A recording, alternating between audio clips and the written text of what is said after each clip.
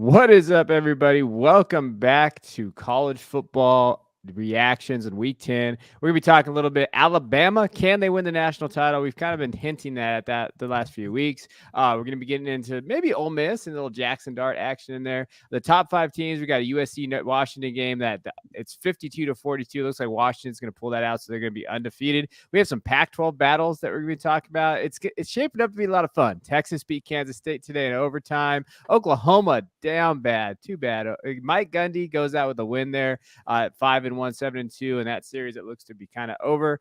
Penn State bounced back this week. They looked really good against Maryland. So we'll be getting into all the games, talking about them, what our takeaways are from. So hit that like and subscribe button, and we will, see you guys on the other side.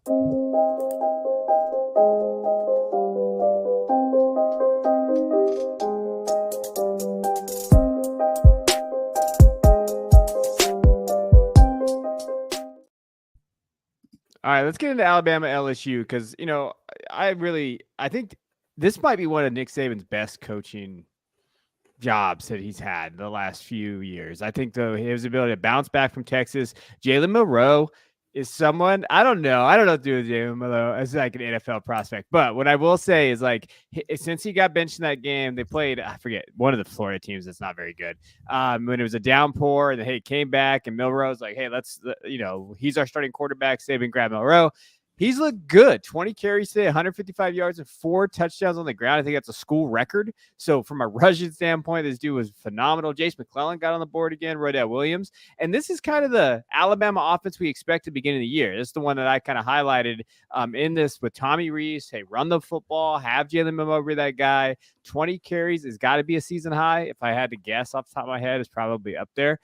So they look phenomenal. They beat LSU. LSU was playing really well. Jaden Daniels was balling before he got hurt in this game. 11 carries, 163 yards, and a touchdown. He did have that interception, though. But I think the story is Alabama. Now sitting at 8-1, 6-0 in conference. They're probably going to go undefeated the rest of the way, have a big showdown with Georgia in the SEC title game. Alabama could make it. They could get in there, and if they're in there, they have a shot to win it. Is that right, Christian? Oh, I think so.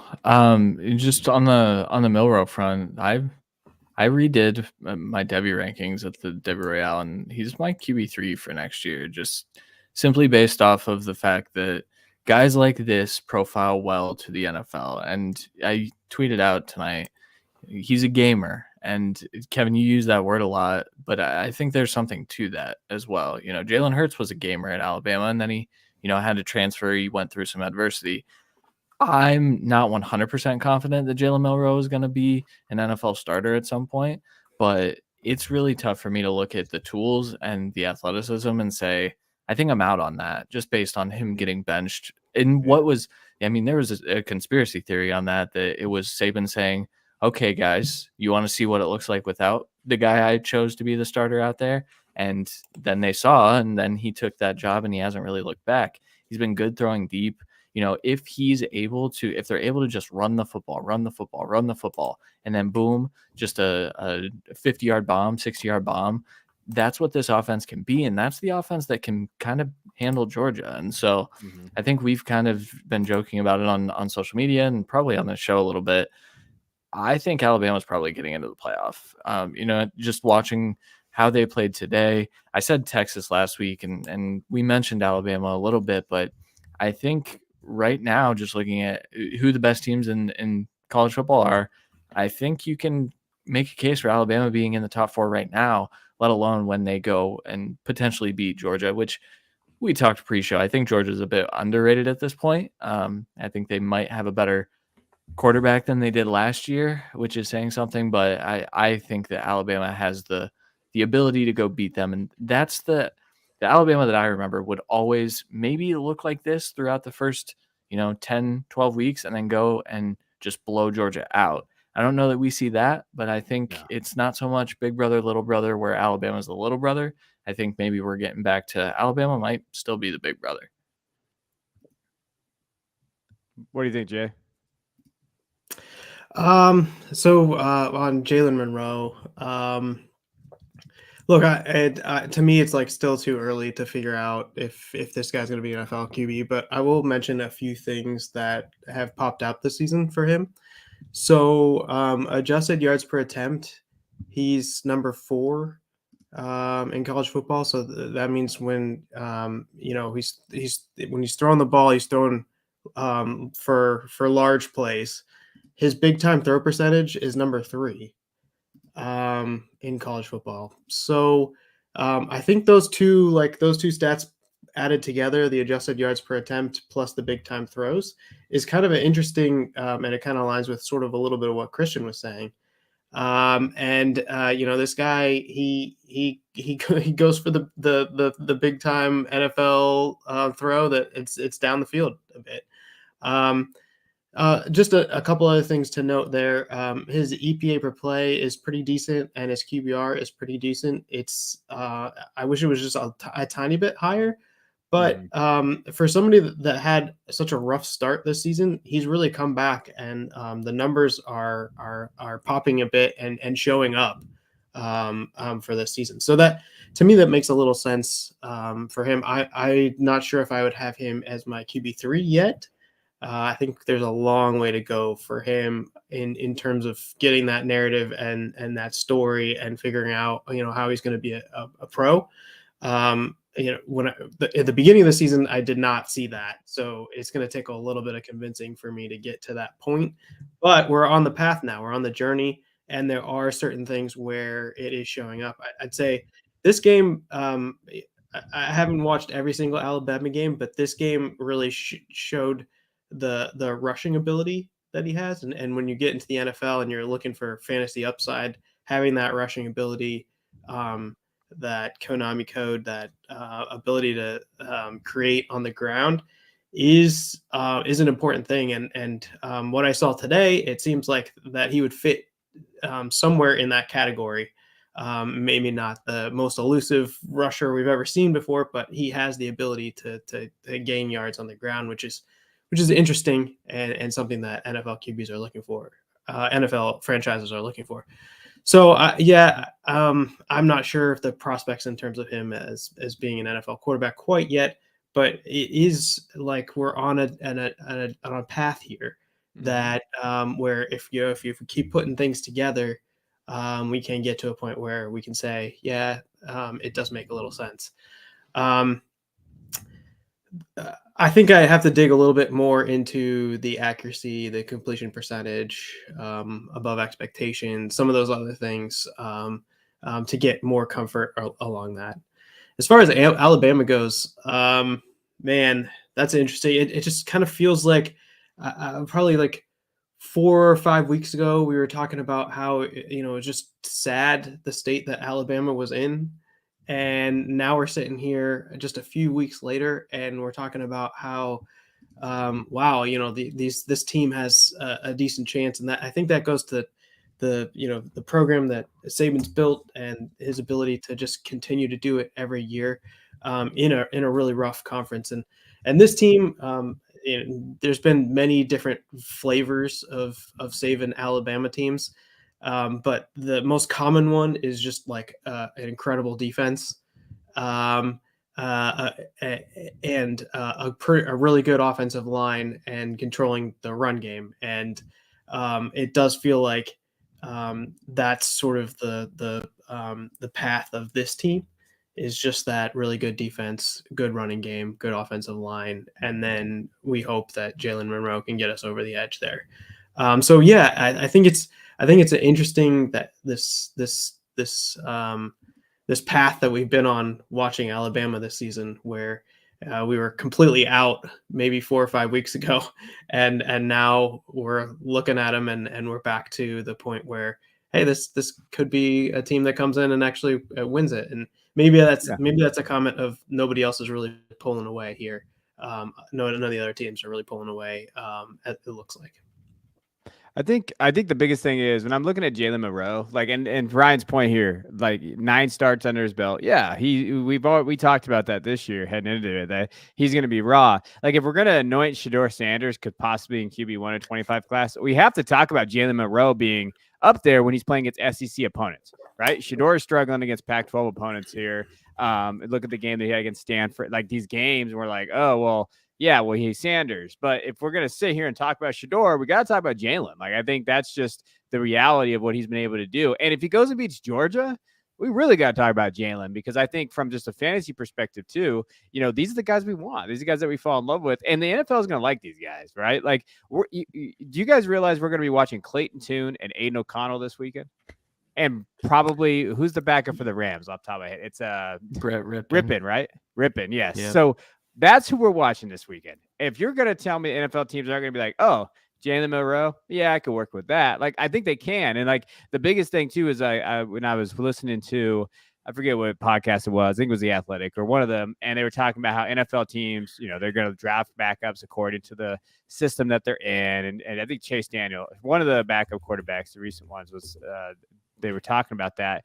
Like Milroe fits a lot of the NFL systems now. Like we're starting to see that trickle in. So I think that is where I'm like, yeah, maybe I need to bump up Milroe. Maybe I think I was hastily like dismissive of him before the season in the Discord because I was concerned about that accuracy. And I think at the beginning of the year, I think we saw that.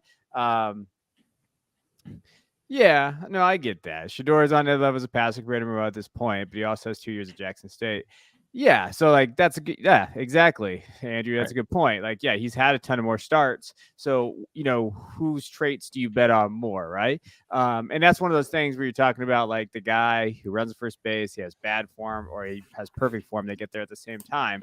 Milroe to me feels like a guy like, oh, hey, you teach him a little bit, you get him up there, and he has that another season next year, and he dominates the SEC. Then he goes plays Texas, Oklahoma, these new SEC opponents. Like, it's interesting conversation. Like, I love the 25 class next year because there's so many unknowns. And then Jackson Dart is another guy like we could be talking about. Like, shit, let's talk about him. So Jackson Dart today, he had 387 yards, 2 touchdowns. I wrote about him in the big board today. I talked about him. I said, hey, you know what? Like, he's looked really good. And the thing about Dart that has impressed me the most is he's cut down on his turnovers.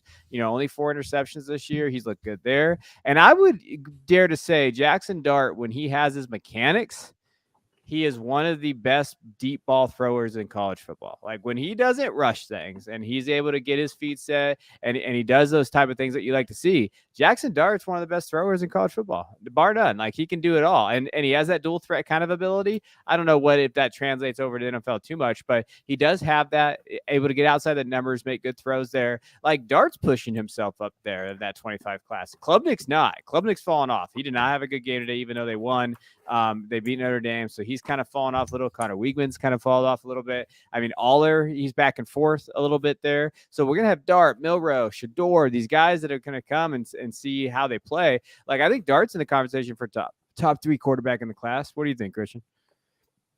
He's in the conversation. Here's the thing: that class right now is just loaded with guys that are just in the conversation. And while that's great and everything, like Shador's my QB2. I still have Aller ahead of him. There's been a lot of discussion about is Aller bad? Is the system bad? What's going on? I recall when JJ McCarthy was a freshman. So I mean, it's a little different, but like when JJ was a freshman and he was just getting those running plays and he was fumbling every time he touched the ball, everyone was like, oh my God, this kid sucks. Like he's never going to be anything. And then we see him in his first full year of starting, and it was very much so up and down, the same way Aller has been. And now we're getting JJ McCarthy in most first-round mocks. And so you take that trajectory and you hope that Aller kind of stays on that path. He hasn't really separated himself either, but I'm going to keep with that. Then I've got Shador, then I've got Jalen Milroe. And really, like, I think Shador's probably in his own tier as QB2. But he has things that he needs to work on as well. But then there's this giant group of guys that I think are just, I don't know what to do with them. So yeah, Riley Leonard, Carson Beck, Connor Weigman, Jackson Dart, Kyle McCord is still in that conversation. Malik Murphy is still in that conversation. These are all guys that have potential to step up and become maybe even the QB1. Because like I said, I don't think anyone's really hammered home the fact that this is the guy, the same way that Caleb did or Trevor Lawrence did, but we don't have that in next year's class as of right now. So, and I don't necessarily think that we will, but I do think that there's a ton of upside guys. There's a ton of guys that could kind of fix the NFL's problem, which is bad quarterback play. They obviously have to take steps forward. I think Dart's one of the more intriguing ones to me, though, because he's played a lot of ball. And Yeah. playing a lot of ball does matter. And I think obviously if he declares this year, a lot of that is thrown out the window. He's probably a mid-round pick, third, fourth round. Maybe he still gets an opportunity, but I think if he goes back to school, has another year with Quinshawn, I think that offense will still look good. I think Ole Miss has a chance to challenge in the SEC. I think that would be good for his draft stock. So I'm excited by Dart. I think I did a Patreon breakdown a few weeks ago, probably a couple months ago now. It's been a while. It's been a long season. But I just kind of broke down Jackson Dart and the things that he's doing well that he didn't do last year. That's growth. That's what you like to see from quarterbacks. And Kiffin trusts him now. Like Kiffin, before the season started, the biggest thing. Remember the whole Spencer Sanders thing? We were talking about all that kind of stuff, and we're saying, hey, where is the trust at? Kiffin trusts him in this offense, and that's something that I think shows a lot about his development, and that's good because Kiffin's one of those guys that if he doesn't trust you, he's going to shy away from you, which he did last year. Like in the Alabama game last year is really apparent. Mississippi State game last year, like he shied away from Dart. Now he's giving Dart the keys. In this game, it was really apparent. He gave him the keys and said, "Yeah, you can win us this game." So that's something to note as well. That's a vibe thing, though. Just watching Kiffin, knowing it, like just kind of seeing how he coaches. That's one of those areas in there. I do want to kind of I like this question here. Do you think Pratt has a chance to take advantage of a weaker class if he comes back?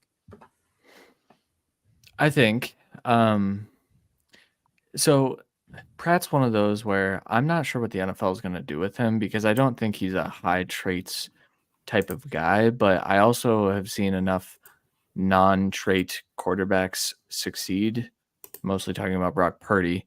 And this is going to be offensive, but Tua is one of those, like, he doesn't have elite athleticism. He's not really going to go out there and beat you with his legs if things falter.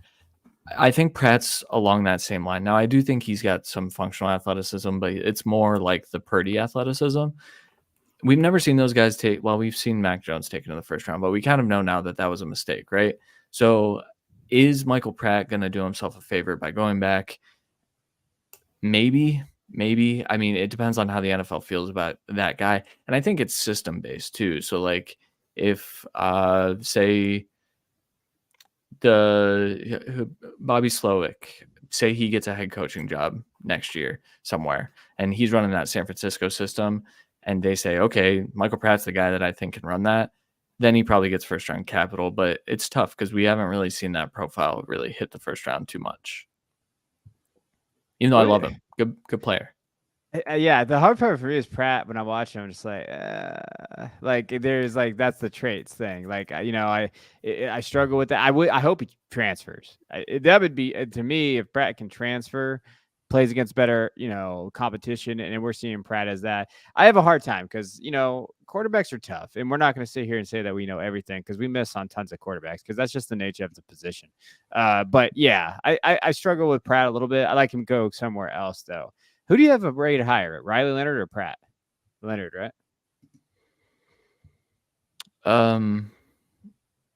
As far as who would I draft first, it's Riley Leonard. Who do I think is a better player right now? It's very much so Pratt. Ah, okay, interesting. Because you're a Riley Leonard guy, so I am. I think the injury kind of hurt Riley Leonard too. I think Riley Leonard also transfers to a big school and helps his stock a bit too. So yeah, just kind of Fresno State. Jay, what's your take on the class as a whole? I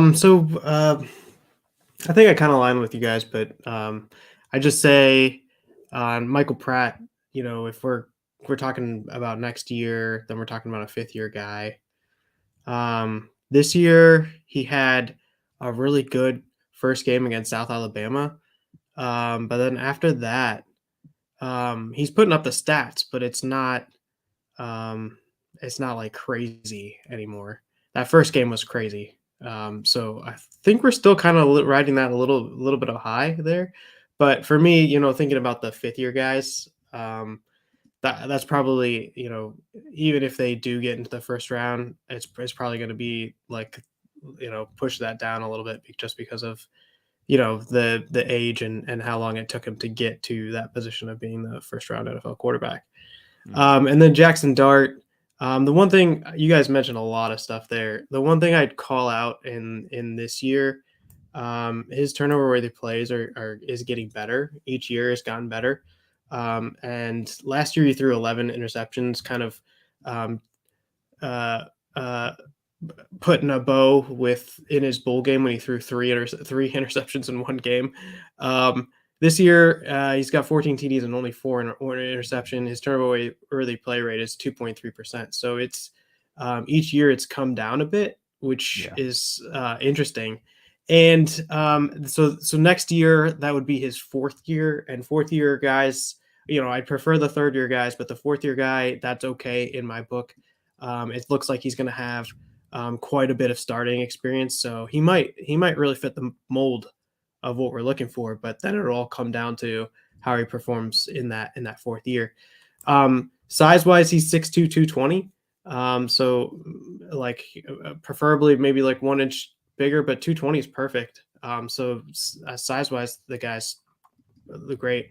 My one question for you guys is, do you think that Quinn Ewers is going to be a part of the 2024 class or 2025 class? Because that might change my opinion of how I think of the 2024 or the 2025 QB class. I still have him in the 24 class because I've seen enough to say, sorry, that was my dog. The perks of going live. I've seen enough to think that NFL teams will bite. Like there's enough potential there. There's enough anticipatory throws. There's enough arm strength, arm talent. He's raw. He is extremely raw, and a team would be betting a lot to take him in the first round. But like Daniel Jones went 6th overall, right? Like 5th or whatever he was. I feel like Quinn has the pedigree and has that ability. So I still think 24, but like what is this injury? Do you guys know what the injury is? Because I thought he'd be back today based on how they reported the injury initially. That it was just he got beat up and he'll be fine. I think it's his shoulder, right? I don't even know. It's his AC joint. Yeah, it's his AC joint and his throwing shoulder. So that's an injury. Like that's not something that's like just easily going to come back. Well, okay, so then that also introduces the 2 shoulder injuries. I know one was his clavicle, right, last year, but like 2 throwing shoulder injuries in 2 years, that might push him back to school because teams might not medically clear him based on that. So, I don't know. I if he goes back, I think he's the number 1 overall pick probably in 2025 because I think he takes a step forward. But I don't know.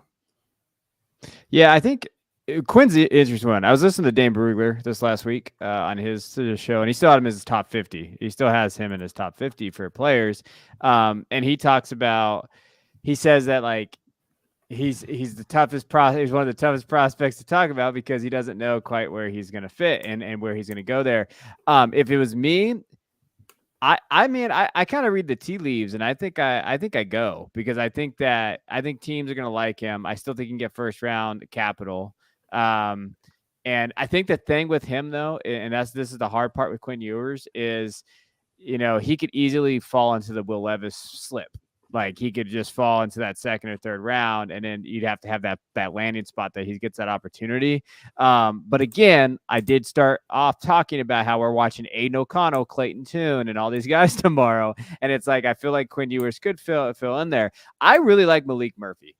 I know that he made some throws today that are questionable, but like it's like, hey, they have that, and they got Arch still there too. So like to your question, Jay, like I think for him, 24 might be the year he comes out because I think that there's some guys biting at his heels a little bit because if he loses that job at all next year, he's done. Like I don't see the NFL being like, hey, so maybe you come out this year, you bet on the traits, you go and you have a really good combine, you test well. By all accounts, it does seem like he actually does really well, like in interviews and talking and doing those type of things. So like I think NFL teams and the biggest thing is you just have to get an NFL team to be like, yes, this guy can lead us. It's a job interview. Hey, this guy can lead us there. Oh, he has the traits. We can fix that. Can he lead us? Does he have leadership? Does he have this? Okay, we're going to take a shot on him. And I just go back. Yeah, I think so. And this is, well, Christian can attest to this more. I think what's happened in some of the drafts that we've seen the last couple of years with the draft capital being kind of weird with quarterbacks is we've had some really, really talented like edge and lineman classes where like you want to go get these dudes and go. I haven't dived completely into the class at all. Like I definitely know the top guys in terms of the other positions. I don't usually start doing that until Football Guys makes you read a mock. So I'll be getting there in like January, February. But when we think of these guys, Christian, like I don't hear these prospects being talked about as like can't miss prospect now at like 5 deep at these positions. So that could help out the quarterback draft capital too. For sure. The only position that I've seen that heavily is wide receiver. So, yeah, we're going to get potentially 7 wide receivers in the first round. Like every week, I'm like, maybe 8, maybe 9. Like, and we're seeing that reflected in industry mocks too. So for folks that aren't reading, mock drafts just yet, I think this is about the time where a lot of NFL fans kind of pivot to that. Bears fans probably already have, rightfully so. But that's been a constant, is a ton of wide receivers and a ton of quarterbacks, because a lot of people do think that NFL teams will acknowledge that the quarterback play is lesser than, like, you're trying to tell me that, God, who would be QB4 this year as of right now? Jaden Daniels even? Yeah. You're telling me Jaden Daniels isn't better than Aiden O'Connell? You can't tell me that. I mean, like, Aiden O'Connell is a fine quarterback. And once again, not a toolsy quarterback, can process well, but I'd even roll with a 5th-year senior in the back of the first to lead my team instead of Aiden O'Connell. And teams like the Raiders, there are so many teams that need quarterbacks. So I think we could see that bolster this class. The running back class, we're not going to have a pick or 2 wasted on running backs in the first round this year. There's just no one that's worth that, I don't think. So I think you've got 2 additional picks. One of them could be a quarterback.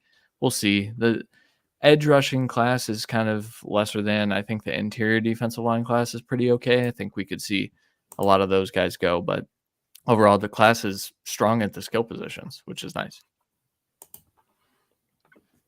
Mm-hmm. All right, Jay, anything left on that? Any other questions you got for us? No, I'm good. Yeah. All right. Jay's good. He's not yelling at us yet. Yeah, and I think I think to Christian's point about the top, like the wide receivers. I mean, Brugler had top 10. He had like 10 guys going in this, I think his top 50 or whatever it was. He had Ladd McConkey on there, and I know people aren't gonna like that name, but Ladd had another good game. He had 95 yards, I think, tonight. I think he had 95 yards against Missouri. 7 receptions again. You got to start getting that name ready. I'm not putting him on the big board yet, but he's getting close. He's on the watch list. Like, he's there. I mean, you got to talk about that. We could just transfer over to Georgia since I'm talking about it anyway. So, Georgia won against Missouri, and Missouri was playing against Georgia in the refs, if you ask a lot of SEC fans out there. But when you look at it, Georgia's undefeated again, 9-0. And you have to give them credit for where they've been. Carson Beck is another guy, 21 for 32, 254 yards and 2 touchdowns. Brugler put him on his top 50. He likes him a lot. Carson Beck is another guy that could, 2025 class too. Like, we're talking about the quarterback class. Beck could be right there. Dejon Edwards, he's literally Kenny McIntosh. 16 carries, 77 yards. Looked really good. 2 catches, 28 yards. Just from a perspective of the best receivers out there, Oscar Delp, the backup for Brock Bowers. Brock Bowers is out right now. Had a touchdown, 3 catches, 33 yards. But Ladd was the guy, 7 catches, 95 yards. On the other side, you got to give a shout out to Luther Burden. He looked okay. He had the big play. It was 3 catches, 53 yards, and a touchdown. But Georgia, 9-0. Are they the the most slept on 2-time defending national title undefeated team ever in the history of college football, Christian? What's going on here with Georgia? Probably. There aren't too many of those out there to pick from. So I would say, yeah, probably. I mean, the fact that they weren't 1 on the first college football rankings was a bit shocking, because I thought they would kind of just get grandfathered in, even though I would say on paper Ohio State had the better resume based on opponents to that point. We all know that those rankings don't really matter all that much. Really, all Georgia has to do is go play in the SEC title game, and I think they're in. I think if they lose, though, so say this is one of the interesting points. So Alabama beats Georgia in the SEC title game. Ohio State runs the table. Michigan probably gets knocked out due to strength of schedule. Florida State runs the table. I don't know if they get in. But then we're looking at, okay, so you've got Ohio State, Florida State, and Alabama probably in that case. Does Georgia even make the playoff because of their strength of schedule? I would say Missouri is clearly the best team they've played to this point in terms of what I thought was going to happen at the very least. Missouri gives them trouble. They almost beat them last year too, and that was a fun game to watch last year. But I would caution people that I think Alabama has a chance to beat them, and then I don't know what happens from there. Do they make the playoffs? Probably. But this team, like I said, Carson Beck's probably a better quarterback than Stetson Bennett. I think he's operating the offense just as well, despite, it's a bit different of an offense. There's not as many RPO things, but Beck was also in Brugler's top 50. I think Beck has a chance to really kind of vault in draft circles here in the next month or so. So I don't know. On a neutral field, for you, Kevin, do you think Michigan can beat Georgia this year? On a neutral field, do we know the plays or do we not? What are we talking about here? Like, is Connor Stallings out there? Yes, we know the play. So like, okay, so if it was just a neutral field, out there, I think yes, because JJ McCarthy's playing very well, and I think that we have a chance. I think the line would probably, I don't know. What do you think the line would be? -2.5 for Georgia, or do you think Michigan would be the favorite? You think Michigan would be the favorite? No, I think Georgia would be favored by more. More than that? Okay. It might be wrong. The line might be wrong, but I think they'd probably give 6.5 to Georgia. So the thing for me, like a Michigan-Georgia matchup, I think that our secondary on defense is so good that I think it would kind of render, unless Brock Bowers was playing, I think that it would render kind of like Lad out. And I don't know if they have the guys on the outside to beat Michigan's defense and secondary. So when I look at that matchup, then it would just have to be on the ground. And I do think our defensive line is very good and our linebackers are better this year. They've developed. Like from a defensive side, I feel like we'd match up very well with Georgia this year. So it'd be like, okay, can Carson Beck go beat us? I would think that Michigan would be able to win that matchup, and our offense, I think, is a lot better. So that's how I would look at the game. But that's kind of how I would look at that idea. I think I watched this game. Missouri is a really good team. That was my takeaway from this game. I kind of knew Georgia was pretty good, and Georgia seems to like play a little bit to the opponent. Some games where it's lesser competition, you're like, well, what's going on here? Where is it? To some extent, Ohio State does that too. But I'd say Carson Beck was a surprise this year, going from relative unknown, maybe on some people's watch list, to being in Dane Brinkler's top 50 is a path. And it should be noted that Carson Beck has come on this strong this season, and is looking good. I mean, in the numbers, he looks good too. So, EPA per play, even the PFF passing grade. So even the film guys or the PFF guys have him pretty high as well, up there right next to Drake May this season. So he's having a good season, and you mentioned better than Stetson Bennett. Well, yeah, it looks a lot better than Stetson Bennett did last year. So I completely agree with that, and to me that points to the picture where Georgia's still the favorite here. And yeah, I do agree. Not having Brock Bowers through this playoff run, is a significant change up to how they probably were planning on running through this season and how they're planning on winning offensively in the playoffs. But I do think that Carson Beck has emerged and can lead them through this, given what he's been able to do so far this season. So to me, it does make sense that Georgia would be still the favorite in the playoff. If I was picking today, I'd probably pick Georgia over Michigan. I do think that the quarterback would I'd favor JJ McCarthy quite a bit over Carson Beck if I was just looking at the two quarterbacks. But team versus team, I think right now it's Georgia. But those are, we were talking last week about how we'd order these teams or what we thought the best teams were, and to me it was Georgia, Michigan as 1A, 1B, which I still think to that extent that so I wouldn't be surprised either if it went either way. And I gave Georgia the 1A and Michigan the 1B, and that's kind of how I still feel about it. Now, ask me again after Michigan goes to Ohio State and crushes Ohio State, then I might have a different opinion if that's actually what happened. But yeah, for now, it seems like Georgia's still that team to beat and the favorite, and I'd give them the points and whatever it is, whatever you guys do for betting. From that perspective, we lose money, Jay. That's all we do. Yeah, I don't have to bet out here in California. I don't get to. Can't.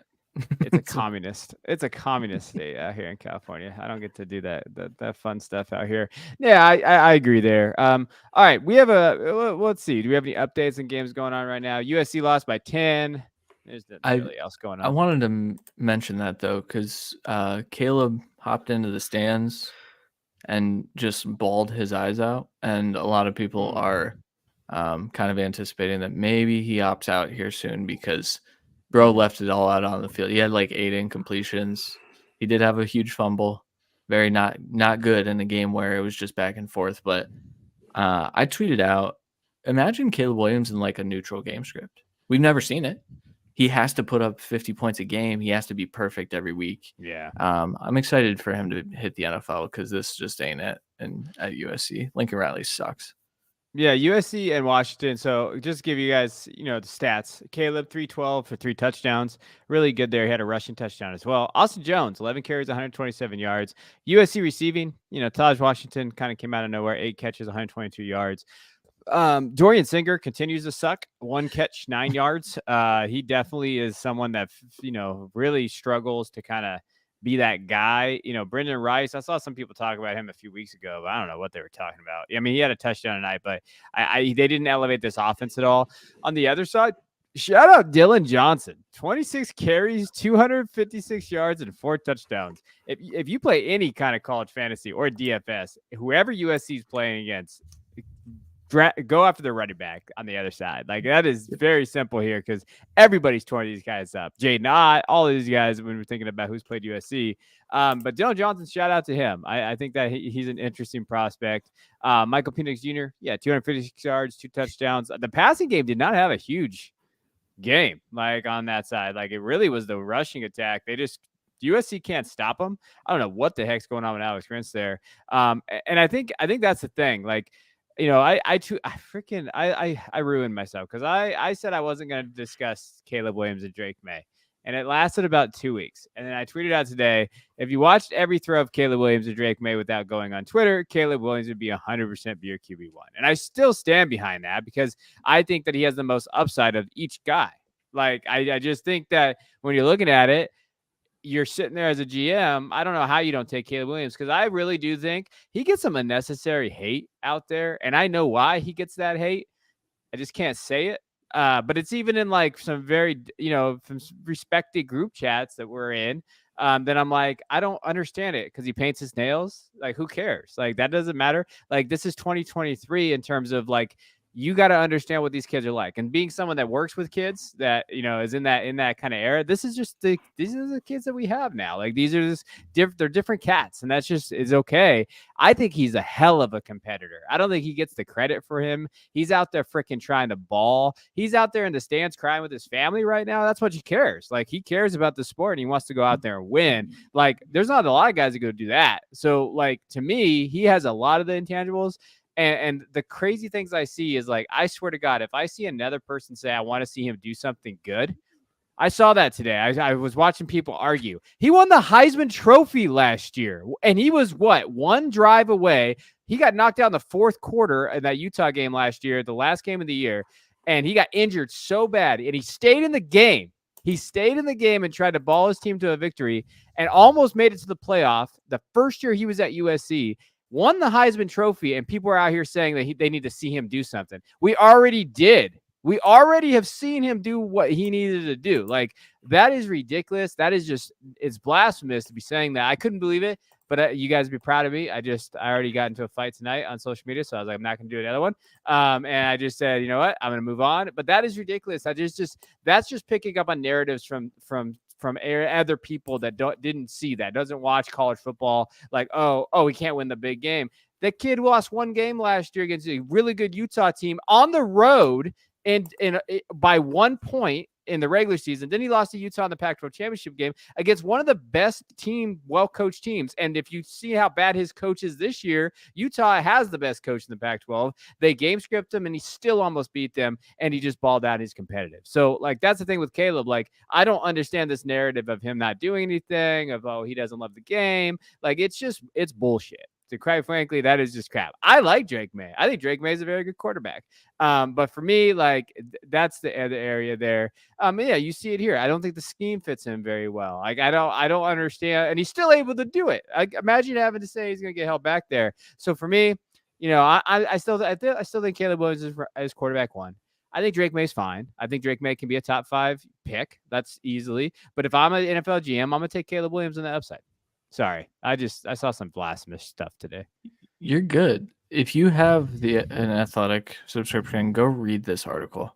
I highly recommend it. It kind of breaks down, why people have this opinion of Caleb Williams too, and what the Lincoln Riley scheme. A lot of stuff that I've been talking about in our Discord too. It's just this Lincoln Riley scheme requires wide receivers to be able to create their own separation, and they do it downfield. So when you see Caleb holding the football, it's because no one is open. And when you watch the All-22, you kind of get that. Certainly he'll make a mistake here or there, but Deontay really broke that down in a fantastic way, to where he's basically saying, like, yeah, he's not perfect, but like, this scheme is really, really holding him back from the quarterback that he can be, and the quarterback that I think he's probably going to be at the NFL level. You have anything on Caleb, Jacob, or Jay? Sorry.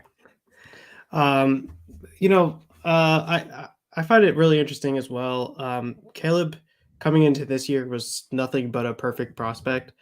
So if you just kind of go with the philosophy of, like, if you didn't see anything this year, where would you be on him? He would be your number 1 quarterback. Players go through growth. It happens. There's extenuating circumstances. We talked about the scheme. We talked about the coaching. We talked about the different wide receivers. There's lots of reasons to explain it, but there are ups and downs through developments of quarterbacks. These kids are young. It happens, but I am very confident in years 1 and 2 for Caleb. And to me, I saw everything I needed to see after last year. And so, I'm still highly into Caleb as QB1. Last year, there was this huge gap between Caleb and everybody else. And as the season went along, Drake May started to close that gap to the point where, people could get excited that there were 2 QBs that were kind of close. It was tier 1, tier 2, and now we have, 2 QBs in tier 1. They're kind of close. There's a lot of things to get excited about Drake May. But when you really look at it, there's not too many places where Drake May is actually beating Caleb Williams over the course of their full time in college. Drake may beat Caleb in a couple categories and might look better this year, but surprisingly, Caleb's numbers don't look too terrible this year. I think interceptions ticked up, but really the numbers look actually really good this year. Their team isn't winning, but I'm sure there is probably some correlation to it all. But whether your college team wins or not, that doesn't necessarily mean that you're going to go and be a bad NFL quarterback. You can have the talent, the skills, and find the right system in the NFL and go on to be a very successful NFL quarterback. The QB wins at college isn't necessarily a meaningful stat going forward. And there are signs like leadership signs and stuff like that come from winning QBs. But I think we saw all those leadership qualities and everything we need to see from those first 2 years. And I think now we're just picking at something that is excellent. And when it comes to be the NFL draft, I would find it hard to believe. Well, I guess anything can come if anything can happen, but I would find it hard to believe that Caleb Williams is not the number one pick here. We're going to go full cycle here, and we're going to go through all the motions, and then it turns out that Caleb's probably going to be the number one pick anyway. But I do understand the Drake May love. I get it. We were part of that last year where we were kind of saying, well, hey, look out, Drake May is actually really good too. But now we're to the point where Caleb, I think, is the best prospect. When coming into the season, my tiers were Caleb Williams, Drake May in tier 1, JJ McCarthy, Quinn Ewers, Bo Nix, and Riley Leonard in tier 2. The way I'm thinking about it right now from a fantasy perspective for tier 1, the guys that I'm really interested in are Caleb Williams, Drake May, JJ McCarthy, and if Quinn Ewers comes out this year and gets that first round draft capital, I'd probably be interested in him. The 4th and 5th year guys, I'm still will always be a little bit less interested. If they get first round draft capital, I'm gonna plug them in the model and talk about them. But for me, it's those 4 that I'm really keyed in on at the QB position is Caleb, Drake, JJ, and Quinn.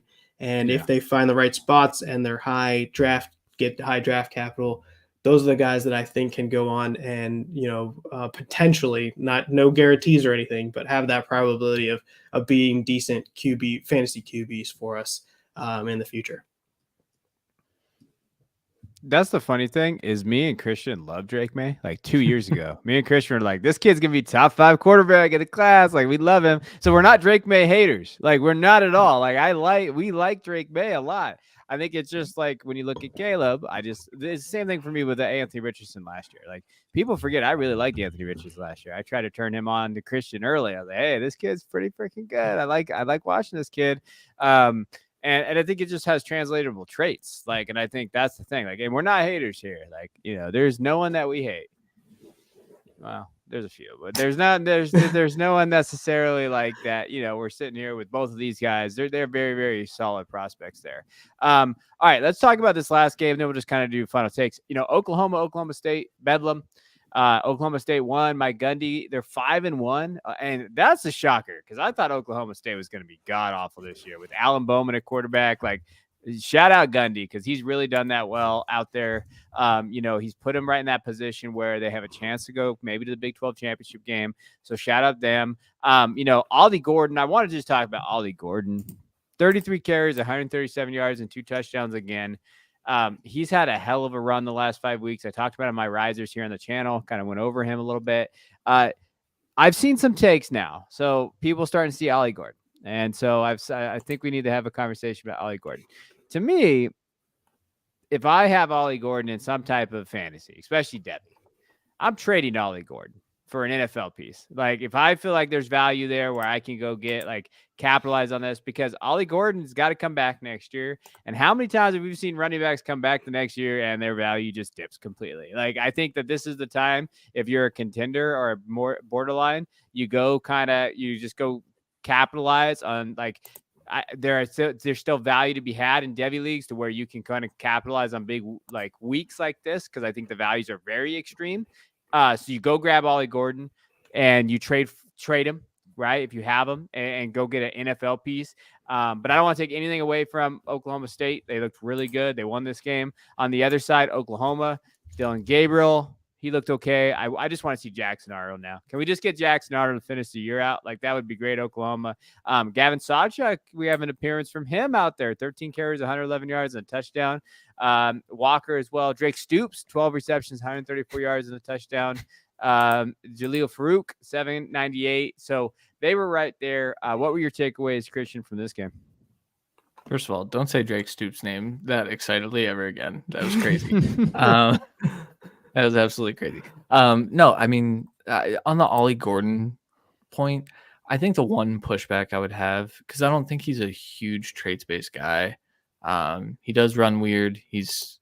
I don't know what he weighs. What is he listed at, Jay? Do you have him pulled up? Well, keep talking. I'll get it for you. 211. 211. 211. No chance, unless the 6'1" is really helping him. Like, he's a thin dude. But I will say, like, the vision between the tackles is incredible, and it's a big reason for a lot of his success. So those types of things do translate, the mental aspects of the game. But Kevin's right. So all running backs. I'm struggling to do that with the 2025 running backs because I do see a lot of potential in that group. That's how it starts. That's how, I know, that's how it I know, and starts. I'm not going to fall for it this time, even though I'm definitely going to fall for it.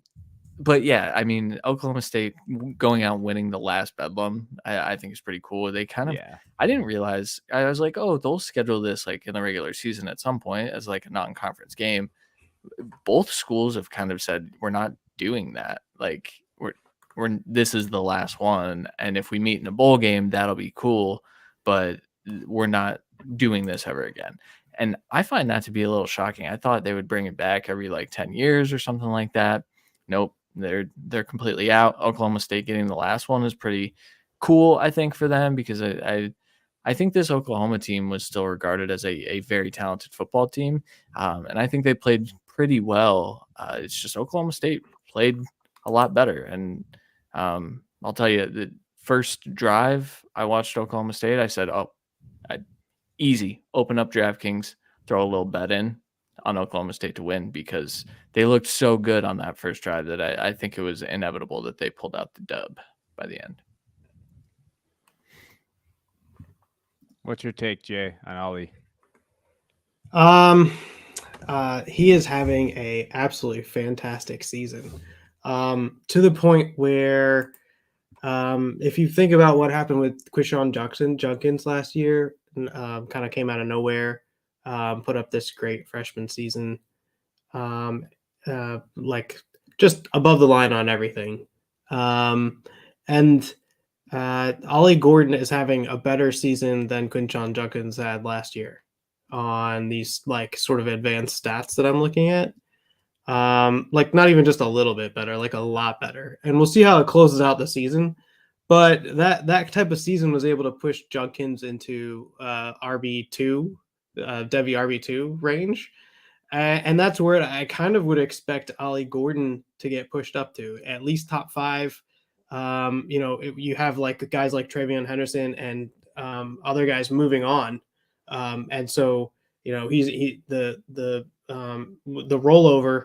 He'll probably be the 1 or 2 with Judkins for next year's Devy cycle, and I'm not sure. Like we've seen those top Devy running backs not hold their value over long. But I do think that it's justified. So the numbers show that is a justifiable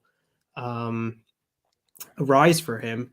And taking him as a Devy 1 or Devy 2 running back next year in your Devy drafts is probably going to be where we fall out. He looks really good. The numbers back it up. The height was 6'1", 211. And the BMI on that is 27.8. So I'm looking for a BMI of 29 plus, preferably even 30 plus.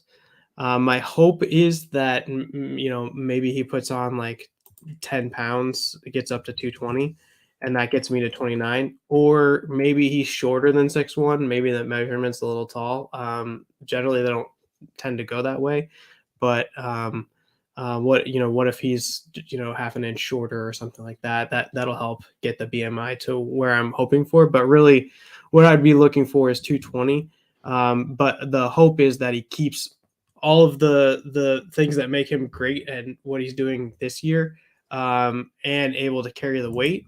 I'll add that together and then show up for his third season like that. That would be lights out. That would be, kind of checking all the boxes. The one thing that stood out to me this season is the yards per contact per attempt. He's pushing up in terms of being at close to the top of the league in that category. You got guys like Miles Montgomery, Jonah Coleman, Tyrion Stewart, and then Ollie Gordon. So he's slowly pushing his way up to the top of that category, which is one of those categories that I look at. His PFF grade, rush grade for this season is, I think it's an 89.7 so far, which is really, really good from a PFF run grade. So, like this is one of those seasons where we're pushing a guy up, and rightfully so. I'm not sure how to play that from a Devy perspective. If you own him, I don't like. It's hard to really know if you want to sell him. I generally, I think I fall into the same category as how Kevin sort of does it, is like those guys that go off and have like really great seasons. Then you try and get the really good NFL assets for them, and sort of lock in that boost. But like each year there's going to be one or two running backs that are worth a lot when they end up actually getting to the NFL. And right now Ollie's on the path to be one of those guys. Who knows whether he gets there or not. There are a lot of guys I was confident in this time last year coming into the next season. But so far the numbers are proving this out and showing that he's definitely worth at least top 5 Devy running back. And for next year, it's probably top 3. And you could definitely make a case for 1 if you wanted to, just looking at the numbers alone. The way I would do it, if you have a Devin Chan right now, we've had to pronounce that name 17 different times in the last year. So if you have him, pair him, Devin Chan, with Ollie Gordon and go get Gibbs.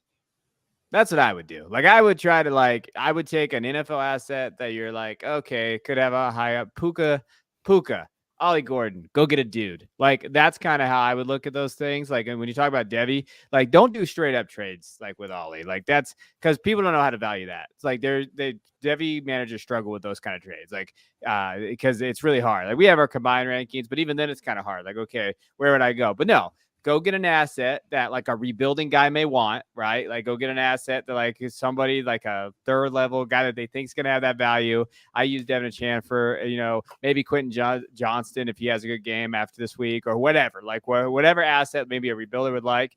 Pair him with Ollie, go tier up. Like, that's how I look at those kind of things. Like, just tier up.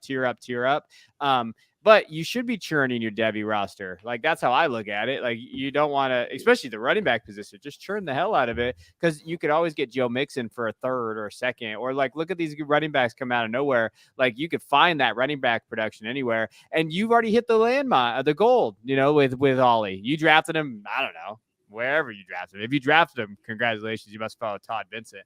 Like in the 5th, 6th, 7th, 8th round, somewhere down there. You already have gold with this guy. Just tear him up and go get somebody else, and then just repeat that process next year in your drafts. Go look for a guy, a similar profile you think can have that breakout season of the running back position later in drafts. Okay, I have him now. Oh, he pops off. Then tear up. And I think that's how I would look at that kind of situation. Not straight up. Tear him up with a different asset that you can maybe kind of get a real guy, like a guy like Waddle, for example. Is there any way that you can guys tear up to go get Waddle? Waddle, he's dynasty wide receiver 10 right now, I think, on Keep Trade Cut. Jay's website. That's Jay's thing. He loves that thing. So like, that's wrong. I mean, he's down there. Like, and then so when you're looking at like Waddle, maybe there's a way that you could take an Ollie Gordon having a hell of a season, go take one of these other assets that are there. Like, I don't know, maybe. Again, this is hot takey, I guess, but like, I think Puka is wide receiver 9, right? So if you have wide receiver 9 and Ollie.